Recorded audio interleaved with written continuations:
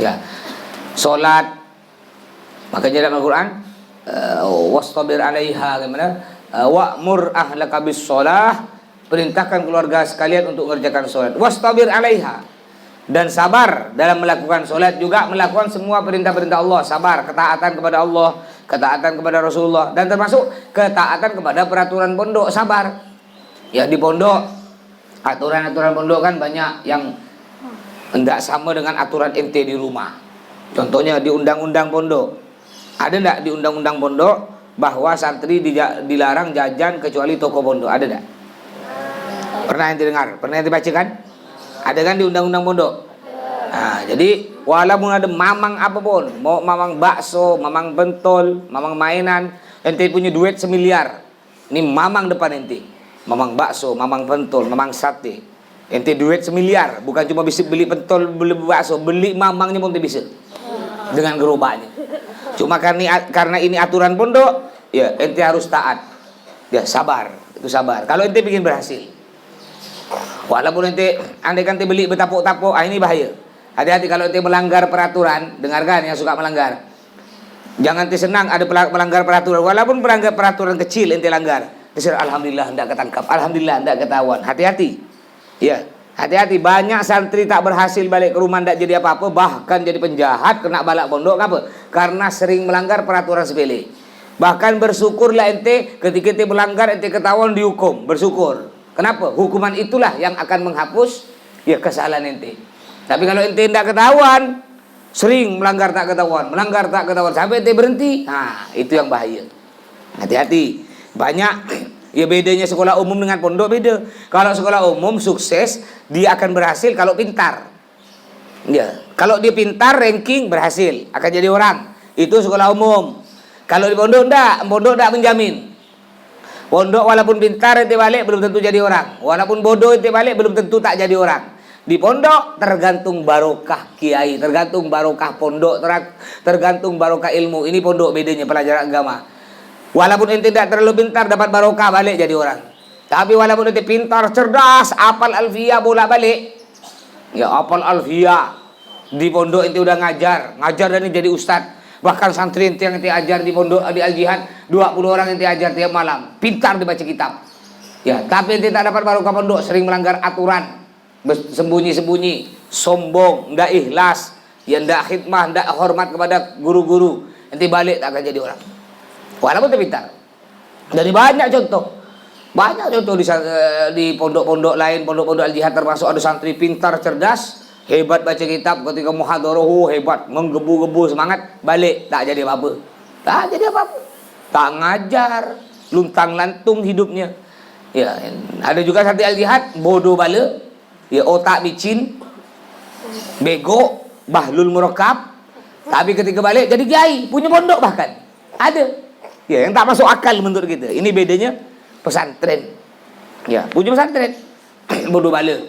Ada juga dulu bodoh bala, otak micin juga. Ya, sampai dibiasakan Abi dibilang 2 on. Ya. Otaknya kurang 2 on. Dah, saking bodohnya.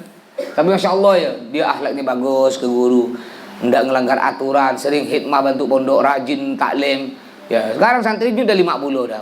Tapi bukan pondok ngaji Quran, dah punya santri 50. Dipakai orang, padahal bodoh. Ya, padahal di sekelas dengan dia lebih pintar banyak, tapi tak jadi apa-apa. Ini bedanya pondok. Makanya ente sabar atas aturan-aturan yang diberikan oleh guru-guru ente. Ya, aturan apa lagi? Dilarang masuk kamar santri lain, kan aturan. Dilarang buka baju. Apalagi aturannya, dilarang terlambat masuk musola. Ya, dilarang keluar tanpa izin. Dilarang merokok, dilarang berkelahi. Banyak sekali aturan pondok. Terus wasabru anil ma'asi, dan sabar anil ma'asi, dari meninggalkan maksiat. Wasabru, dan sabar anil ma'asi, dari meninggalkan maksiat. Nah, sabar. Kita orang Islam tidak boleh berzina, haram. Tidak boleh mabuk-mabukan, haram. Ya, itu orang Islam. Sedangkan orang kafir, ya bebas dia. Minuman keras enggak haram, boleh bagi mereka. Ya, kita sabar. Berzina, ya boleh. Boleh. Ya, orang-orang kafir berzina biasa dah, halal, anak Tuhan. Ya. Kalau udah punya anak, dia enggak apa-apa boleh. Kita berzina enggak boleh, haram, dosa besar. Minuman keras Islam haram, dosa besar. Jadi maksiat dosa-dosa yang Allah larang, kita sabar. Kalau kita melakukan, ente di dunia pernah minum minuman keras umpamanya. Jadi orang-orang yang pernah minum minuman keras, lalu dia tobat, nangis, lalu dia masuk surga. Nanti di surga tidak akan merasakan minuman keras yang dari surga, tidak akan merasakan. Kenapa? Karena dia udah merasakan dahulu di dunia. Sedangkan orang yang di dunia sampai seumur hidupnya tidak pernah merasakan minuman keras, nanti di surga, andaikan dia masuk surga, dia akan merasakan minuman keras di surga. Ada minuman keras di surga yang halal, ya. Halal, wah nikmat, sangat nikmat sekali. Nah, jadi preman-preman yang biasa minum, walaupun dia tobat masuk surga, tidak akan merasakan. Ditutup dah. Nah, ngerti? Jadi sabar atas maksiat juga termasuk di pondok juga ini. Sabar atas hukuman-hukuman, takzir. Kena gurunya ente, mbak ustadz-ustadznya dibukul, sabar. Dihukum kayak apapun sabar. Kata Imam Syafi'i, isbir ala murril jafa min muallimin fa inna rusubal ilmi fi nafaratihi. Isbir ala murril jafa min muallimin. Sabarlah atas pahitnya hukuman, sabarlah atas sakitnya pukulan, sanksi, hukuman, botak, jemur, umpamanya dan lain sebagainya. Min muallimin, dari gurumu, dari ustadzmu. Fa inna rusubal ilmi fi nafaratihi, karena gagalnya menuntut ilmu disebabkan tidak terima dipukul kena guru, tak terima. Ya. Ini berapa kali di sini dipergikan kena wali murid, gara-gara ada ustadz mukul anaknya. Datang mbahnya, datang datuknya, datang pamannya, datang. Ada kali 10 orang datang, tak terima dipukul. Ini maaf mas, ustadz ini mukul, andaikan yang mukul tuh emas, anak ikhlas, kata dia. Langsung marah kan.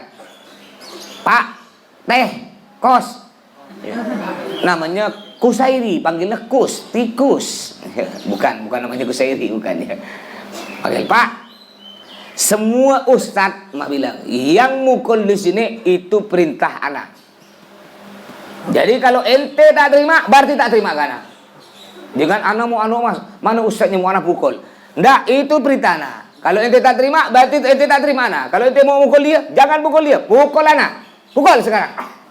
Langsung bergetar dia. Kos corot dia. Pas tokol sekali bapak. Oke, maaf mas. Iya. Ini dengarkan kuping-kupingnya tuh. Ada orangnya di sini yang kemarin orang tuanya pergi, kakeknya pergi, masih ada orang di sini. Ada berapa orang di sini nih? Iya, yang manja. Hati-hati, tak akan jadi orang ente. Kalau ente tak minta maaf, datuk ente yang ke sini, pak bapak ente yang ke sini, nah, hati-hati. Orangnya masih ada di sini. Ini ada berapa orang nih? Ya, datang ke sini. Yang mukul ada salah satu ustadz. Ya.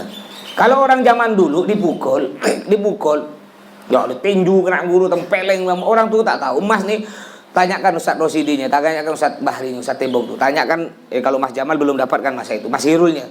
Ya. Kalau tidak malu tanya Mas Hirul, tanya ke Ustadz Bahri, Ustadz Rasidi. Gimana Mas dulu tempeleng? Ya, Mas tak salah. Ya, yang salah berapa orang? Mas dikira salah. Akhirnya tempeleng, puak. Yo, saking kuatnya nempeleng, tangannya besar, menantu Abuya. Ini yang nempeleng bukan putra Abuya, menantunya. Habib Abdullah Jufri, cek-ceknya sini Ustaz Sipulnya nempeleng, cek-ceknya gitu. Ditempeleng, puak, langsung keluar darah. Keluar darah hidung Mas, banyak darahnya. Kata Habib tuh, keluar, bersihkan darahnya. Keluar Mas, dibersihkan pakai air, pakai daun tuh, masukkan 2. Nggak berhenti, masuk lagi Mas, masih netes darahnya. Pucat Habib tuh. Yang mukul Mas pucat. Karena darah Mas tak berhenti. Takut ada apa-apa. Bersihkan lagi. Beri daun baru lagi. Baru agak berhenti sedikit. Ya, masih rembes. Akhir Mas ingat pesan Nabi gini. Kalau ente dipukul kena guru ente, salah atau tak salah, dipukul kayak apapun jangan lupa. Habis dipukul salaman, cium tangan, bilang syukron bib, makasih. Jadi Mas ketika banyak darah nih, ya Mas cium, Ustadz Bahrinya dulu. Cium tangan, bilang bib, syukron bib, makasih. Iya, jangan nakal-nakal lagi. Padahal Mas tak salah. Jadi ceritanya tuh pada waktu itu liburan Maulid, libur. Kayak ente biasa libur, kan kalau libur di balik TV kan di sini, di luar pun gitu.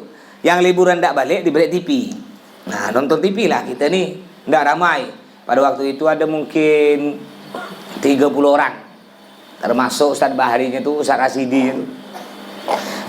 30 orang nonton TV. Nonton TV Mas kok. Pada waktu itu Piala Dunia Turki lawan siapa gitu. Lupa dah Mas, tahun 98. Ya, mungkin tembak ada yang belum lahir kali. Siapa yang belum lahir 98? Banyak. Belum lahir semua ya 98 yo. Mas udah nonton TV dah tuh. Akhirnya nonton ramai-ramai. Tiba-tiba ada menantu Abu Yani. Ya, Abu Wajid, Masya Allah beliau. Tidak ada dendam sekali Mas sedikit pun kepada guru Mas. Kecil Ustaz Sipul sini. Tiba-tiba masuk marah-marah. Siapa nyuruh nonton TV kata dia? Kemarin dia malah nyuruh. Kemarin tuh yang balik TV dia. Yang nyuruh nonton. Tiba-tiba marah. Mas tak tahu mungkin ada sebab di luar kali beliau ada masalah. Ya tiba-tiba marah. Siapa nyuruh nonton TV? Baris. Yang lain lari. Lari ya.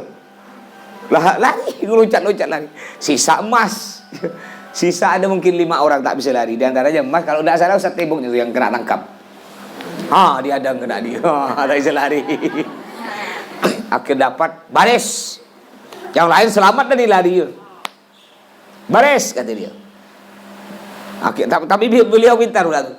Pokok yang suaranya nyari. Yang lari anda udah tahu. Kalau ndak balik lagi awas sakit kata dia.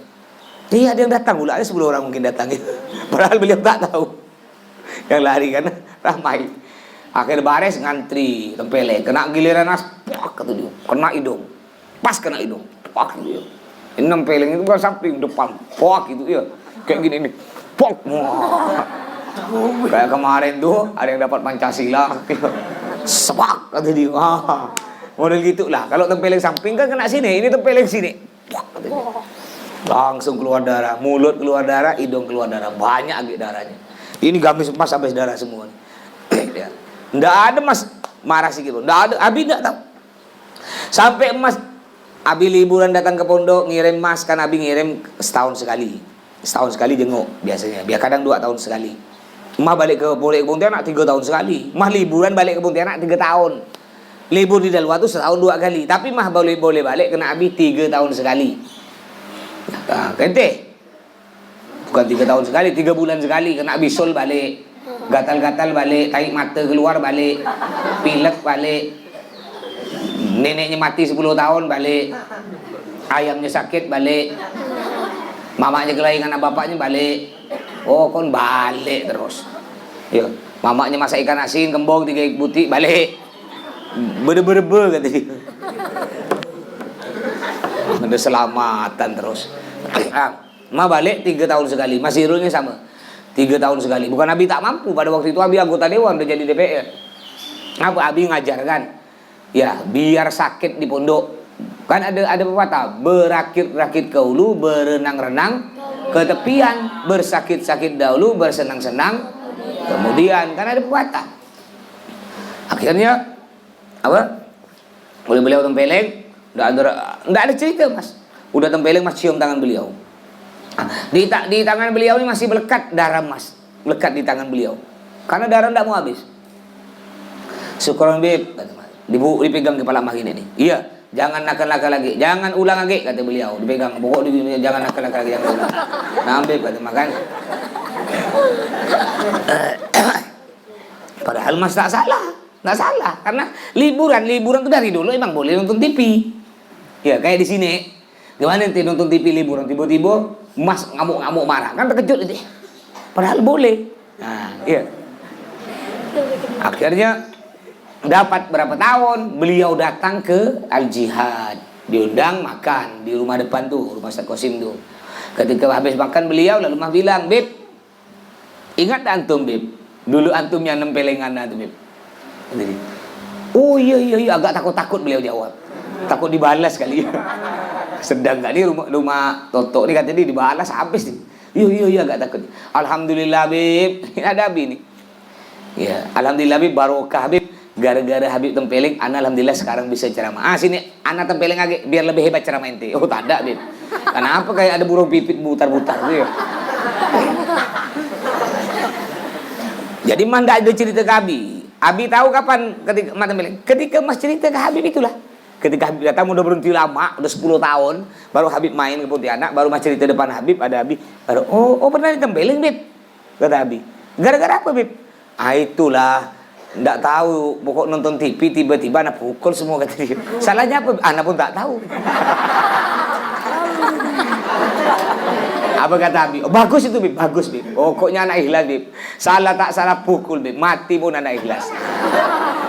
Ini orang tua zaman dulu. Nah, makanya alhamdulillah orang-orang yang ikhlas dipukul, anaknya ikhlas, orang tuanya ikhlas, insya Allah akan jadi orang. Ada juga anaknya ikhlas, orang tuanya tak ikhlas. Atau orang tuanya ikhlas, anaknya tak ikhlas. Orang tuanya ikhlas, pukul, mas, pukul ya, ikhlas.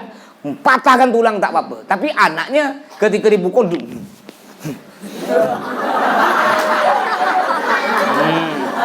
ya, ini tak akan jadi orang juga ini. Paham?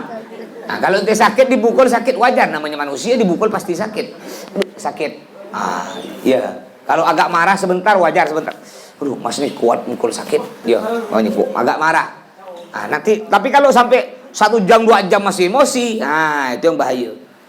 Jadi semua ustadz keamanan yang mas suruh mukul ente itu perintah mas. Kalau ente tak terima ke mas. Kalau ente mau balas ke mas. Yang ente mau ninju mas. Tapi macam-macam ente ninju mas. Sebelum mas tinju dulu ke mas. Paham?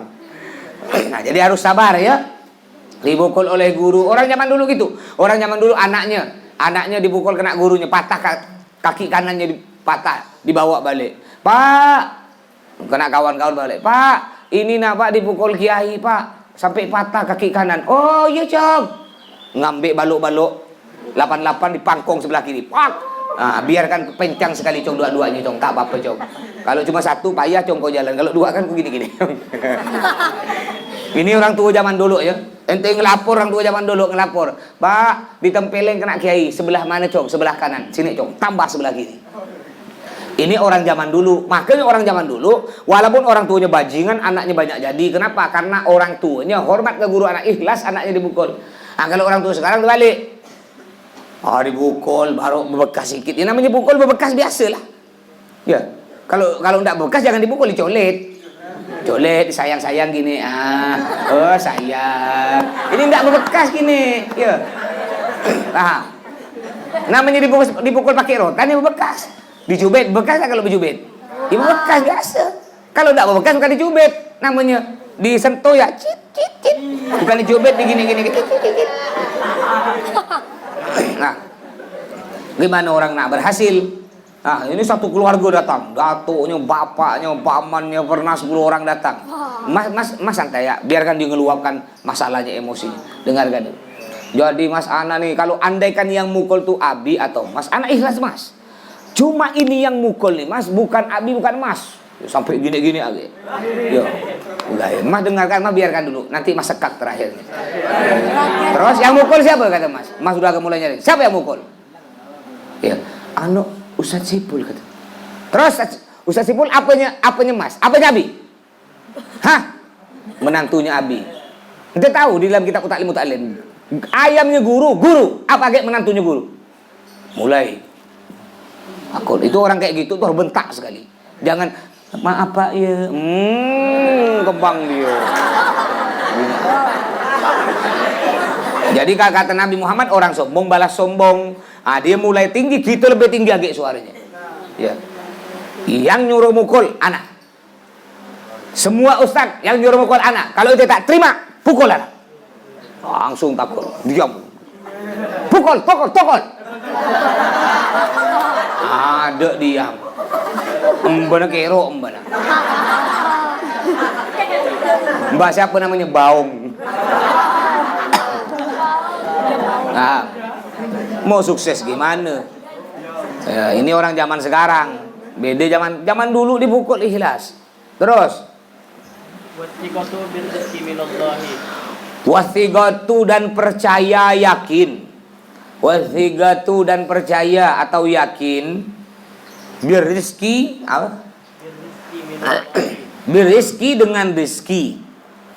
Berizki dengan rezeki minallah dari Allah. Berizki dengan rezeki minallah dari Allah. Rezeki adalah nama favorit manusia, khususnya Santi Al-Jihad. Orang rezeki banyak.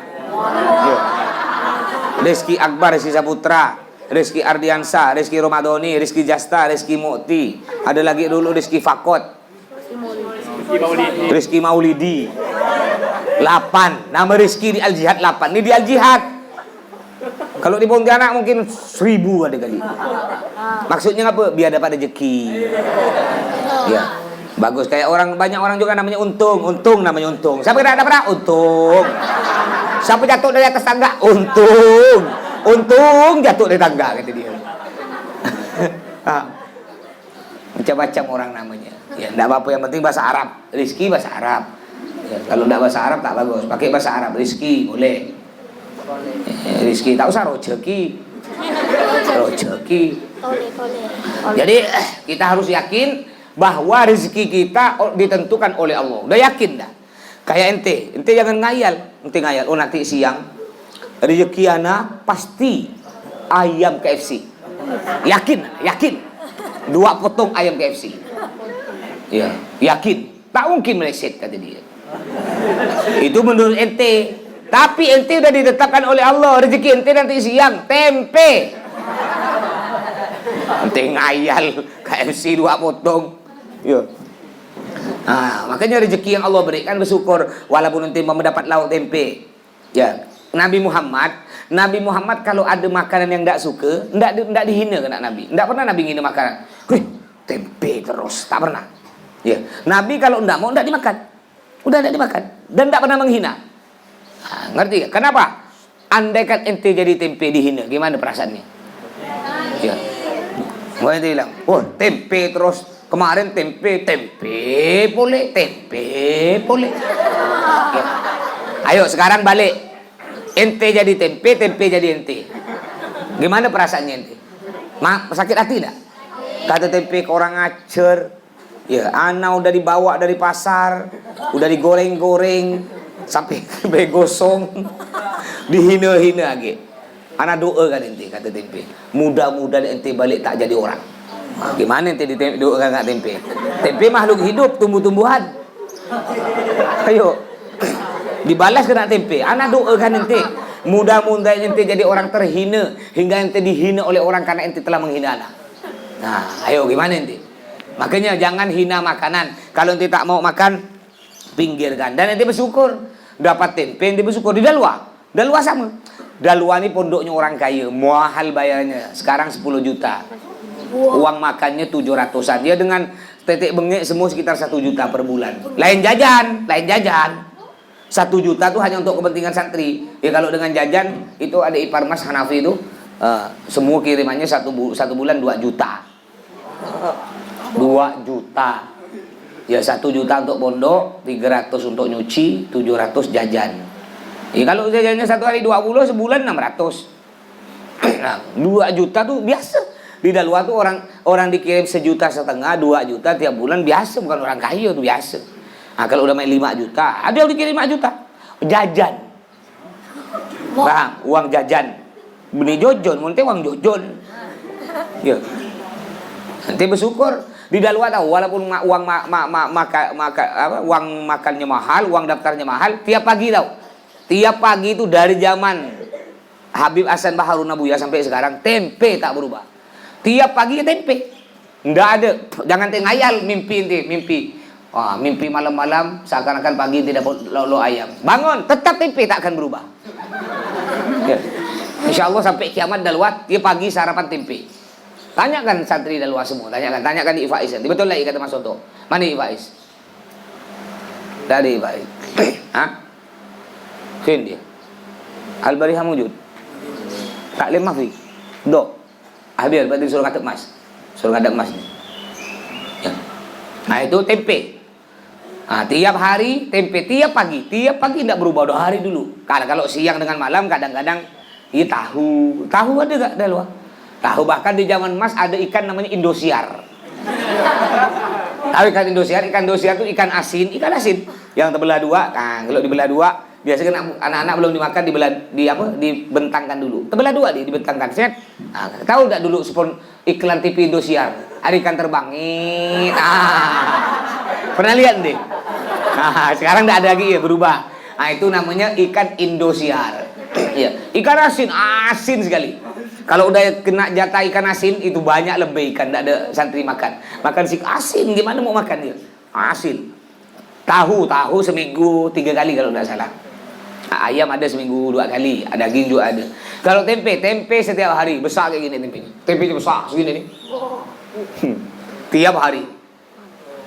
Tempe dengan apa? Tempe dengan nasi, tidak ada apa-apa. Tidak ada sambal. Ya kadang diberi mie, kadang ada mie-nya kadang. Kalau tidak terlambat. Kalau terlambat hanya dapat tempe. Kalau terlambat lagi hanya dapat nasi. Ya, kalau terlambat lagi hanya dapat piring. Ya. Nah, jadi Nabi Muhammad tidak pernah mencela makanan. Ente tidak suka tempe, tidak usah ente marah-marah, tidak usah pinggirkan tempenya, makan ya nasinya. Tempenya tak usah buang. Nah, kalau ente ingin dijadikan orang kaya, diwariskan nanti ente tuanya jadi orang kaya, jangan mubadir. Mubadir ini sering membuang makanan. Ini mubadir. Ya, berdiri. Halid berdiri. Ada yang ridak biru berdiri. Siapa tuh? Gom berdiri. Ngerti? Kalau ente nanti baliknya pingin diwariskan jadi orang kaya, jangan biasakan mubadir. Contoh mubadir. Ente tidak mau tempe nih, tidak mau makan tempe. Tempenya masih ada di piring ente. Ente buang ke tong sampah. Ini namanya mubadir. Hati-hati. Ini nanti ente sulit jadi orang kaya. Sulit rezeki ente berkah. Sulit rezeki ente lancar. Jadi walaupun ente tidak makan, berikan kawan ente yang mau. Jangan sampai dibuang. Cari kawan ente yang mau. Oh, kawan ente tidak ada mau, ya udah berikan, cari kucing. Atau ente tidak ada mau, jangan dibuang. Ente paksakan makan. Paksa. Jangan sampai ada dibuang. Nasi, ente ada nasi sak separuh atau sak seperapat. Ya, tidak habis. Buang. Nah, hati-hati. Ini di dalam kitab An-Nawadir disebutkan ini nanti diwariskan jadi orang miskin. Ya, besarnya nanti sakit nanti. Ekonomi nanti melarat. Tapi sebaliknya kalau nanti ada nasi sak separuh, sak seperempat, sak sikit, nanti berikan kawan. Jadi mau, tidak ada mau. Atau simpan ke dapur biar dipanaskan lagi. Atau berikan ke hewan yang mau. Ya, paham? Jadi jangan buang sembarangan. Kalau ente pingin rezekinya lancar, rezekinya berkah. Nanti banyak. Kenapa? Banyak orang rezekinya tak lancar, ya susah terus. Orang lain dah bisa bangun rumah, dia malah ngontrak sana, ngontrak sini, tak selesai. Kenapa? Bisa jadi itu. Ya, nanti lihat orang tua ente mungkin, bapak emak ente banyak utang, tak selesai. Ya, udah lunas utang lagi, utang belum lunas ngutang lagi, kredit sana, rumahnya pokok kulkas kredit, ya TV kredit. Ketika ngidupkan TV bunyinya didit gitu ya bunyinya. Muka kulkas didit gitu ya bunyinya. Tahu didit kredit bunyinya didit gitu ya. Motor bunyinya tak bagus ketika dia jam minjam rupanya. Aduh, tak bagus. Nah, kalau motor emas alhamdulillah semuanya ya termasuk Nmax bagus bunyinya. Kalau tidak percaya nanti simpan di kuping ente di knalpot motor emas tuh. Bunyinya keren. Nas lunas. Nggak ada didit, nggak ada jam-jam. Nas. Ya. Cash. Nah. Jadi gitu, jangan sampai ente mubadir.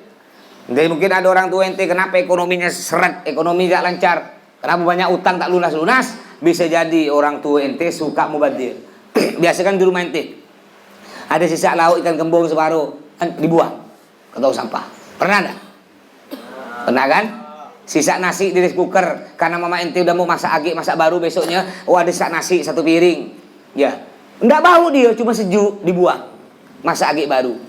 Hati-hati, ente beri tahu orang tua ente. Ini bahaya. Loh Mas, berikan siapa? Berikan tetangga, tak mungkin mau tetangga. Berikan siapa? Berikan ke orang miskin. Kan banyak orang-orang pengemis pinggir jalan. Caranya nasinya biar dimakan, ente simpan dibungkus, ya masakkanlah telur sebuti. Pandai-pandai ente, paham? Masakkan telur sebuti atau beli masakan Indomie masuk bungkus, berikan. Dimakan enggak ketika orang miskin? Ya, kurang nasinya. Nah, jangan ente buang. Ini biasa enteng orang tua ente. Jadi ente coba ente bayangkan, aduh iya orang tua anak ngapa banyak utang katanya. Ngapa ndak maju-maju ekonominya? Bapak ngapa ndak punya kerja? Kelahi terus kan mak. Apa? Kita lihat. Rata-rata yang ekonomi seret di rumah ente kebanyakan suka mubadir. Coba dipikir. Mubadir rata-rata. Beli apam pinang, dimakan apam pinang, sisa sebutik kadang-kadang. Sak sebutik kan? Sak sepotong. Nggak ada yang mau makan, dah kenyang semua. Dibuang tong sampah. Hati-hati. Biasa tak tuh gitu? Biasa kan? Hati-hati. Biasa apa? Agak beli apa umpamanya? Beli bakwan. Bakwan seplastik. Yo makan serumah nih, serumah. Sisa 3 butik. Tak ada mau makan lagi. Adalah buangan plastik-plastik. Tong sampah selo ya buang. Adalah buang. Hati-hati. Ini penyebab ente. Penyebab rezeki tak lancar orang tu ente. Caranya bagaimana? Ya udah. Mbak ente makan apa pinang sak sebutik. Ya, sak sebutik kan?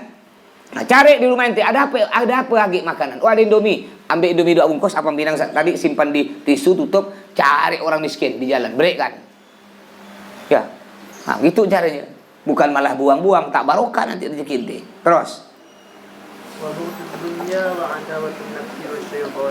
Wa bughd. Terus. Wa bughd dunya, dan kita dianjurkan untuk benci kepada dunia. Benci dunia. Kelas jelas. Dianjurkan kita untuk benci dunia. Maksudnya benci dunia gimana? Tidak kerja, bukan.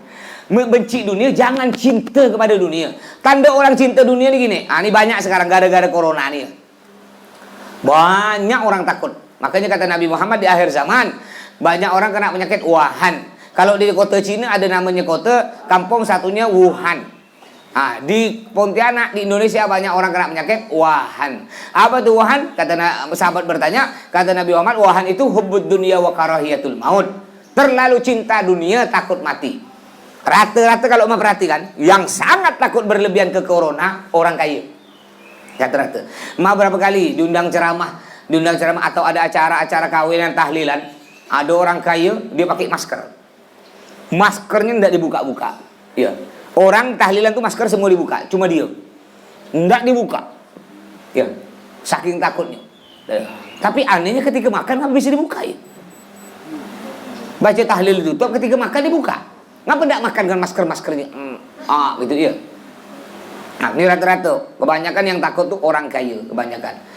Kenapa dia takut? Karena dia mikir, aduh, kalau anak mati nanti gimana perusahaan anak, gimana rumah anak, gimana istri anak, gimana duit anak. Itu orang kaya. Sedangkan orang yang kaya ente kan mas nih. Tak kaya-kaya amat, ekonomi pas-pasan, tidak terlalu takut corona. Apa tidak ditakutkan? Duit tak punya, rumah masih kontrak, motor tak punya, mati-matilah. Tak apalah, santai ya. Tak ada duit. Nah, jadi kita dianjurkan untuk benci dunia. Benci dunia, tidak ada rasa cinta kepada dunia. Jangan terkira ada ulama kaya. Ya, ada ulama umpamanya kaya, rumahnya besar, mobilnya banyak. Berarti ulama ini cinta dunia. Enggak. Jangan terkira ulama itu cinta dunia. Ya. Yang dinamakan orang yang dinamakan orang apa? Zuhud. Zuhud adalah orang yang benci terhadap dunia walaupun dia kaya. Dengar. Yang dinamakan zuhud ialah orang yang benci kepada dunia walaupun dia kaya. Dia kaya tapi di hatinya tidak ada rasa cinta pada dunia. Andaikan nih kiai ulama kaya, rumahnya terbakaran, senyum ya dia. Ya rumahnya terbakaran, senyum. Berarti dia orangnya zuhud, tidak cinta dunia. Dia punya motor harga umpamanya Harley yang asli 2,5 miliar Harley. Dia punya motor Harley harga 2,5 miliar. Tahu 2,5 miliar nanti? 2,5 miliar kalau dibelikan Avanza dapat 15 butik. Tak muat gang ente. Ya, kalau belikan mobil Avanza. Kalau belikan Oplet BMW Bang Mudinwati warna hijau itu dapat 120 butik. Disusun dari sini sampai Siantan.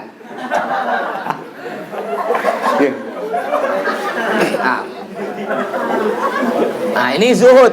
Jadi orang zuhud, dunianya hilang dia santai. Laporkan umpamanya, kiai, motor Harley-nya harga 2,5 miliar dicuri orang. Oh, santai. Ini orang zuhud tak cinta dunia. Jangan dikira orang yang kaya, kiai-kiai ulama-ulama kaya, ente kira dia cinta dunia. Enggak. Ya mereka kaya tapi di hatinya sikit pun tidak ada rasa cinta pada dunia. Nah, jangan kira ada orang miskin, dia katakan ada orang miskin pakai motor Grand jelek. Ada orang bukan orang miskin, ada orang pakai motor jelek. Ya, motor jelek Grand. Biasa parkir depan musola. Warna putih hitam motornya. Kadang-kadang mogok tengah jalan. Guguk gitu. Ya, jangan kira kalau kita lihat ada orang pakai baju compang-camping. Dia miskin lalu dia bilang, Masya Allah, ada ustaz, kiai, dia pakai baju compang-camping, motor jelek mamanya. Jangan terkira, Masya Allah, kiai ini zuhud, tidak cinta dunia. Belum tentu. Ya, biasa habis cerita kan, habis cerita, ada seorang ulama, dia pergi kepada gurunya. Kiai, tunjukkan anak anak pengen berguru kepada gurunya kiai. Cek-ceknya ente pergi ke Mas, ente bilang, Mas, anak pengen berguru ke gurunya Mas. Oh gitu. Oh kalau ente pengen pergi ke gurunya Mas, ya, ente rumah beliau di sana. Pergi. Akhirnya santri ini pergi ke gurunya nih. Nah, dia tahu, santri ini tahu bahwa Mas guru dia yang pertama nih, orangnya Masya Allah zuhud, nggak cinta dunia. Bahkan hidupnya guru dia yang pertama nih, bukan gurunya guru dia yang pertama, ceceknya Mas nih, hidupnya ya Allah pakai motor Grand kemana-mana, jelek, bajunya tak terurus, jelek, dan dia yakin guru anak Masya Allah orangnya zuhud, tak cinta dunia. Akhirnya si murid nanya, guru, anak ingin berguru kepada gurunya guru. Ya, oh iya, ada di sana rumahnya. Ketika pergi ke rumah gurunya guru, cek mah sebut bos, ya, bos guru. Ya, nyampe sana rupanya bos guru nih rumahnya mewah, besar. Kalau mungkin diduitkan 20 miliar kali. Besar. Kendaraannya zaman dulu kan pakai kuda mahal. Ya mobil lah.